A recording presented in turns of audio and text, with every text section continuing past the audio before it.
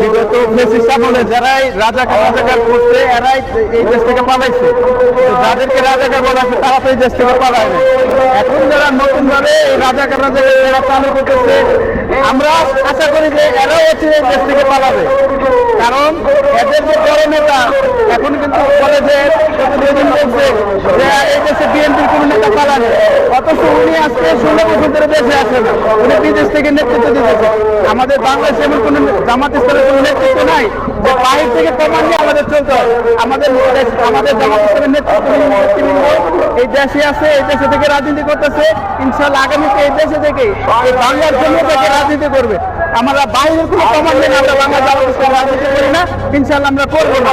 এজন্য আবারও বলতে চাই, যারা আমাদেরকে রাজাকে ভোট দিবে ইনশাআল্লাহ আমরা আগামীতে তাদেরকেও একদম তো দিল্লিতে গেছে, আর আমার মনে হয় যারা দিল্লিতে তো ঠাই পাবে না, ওই লন্ডন পর্যন্ত যাইতে পারবে না, বঙ্গোপসাগরে মরবে।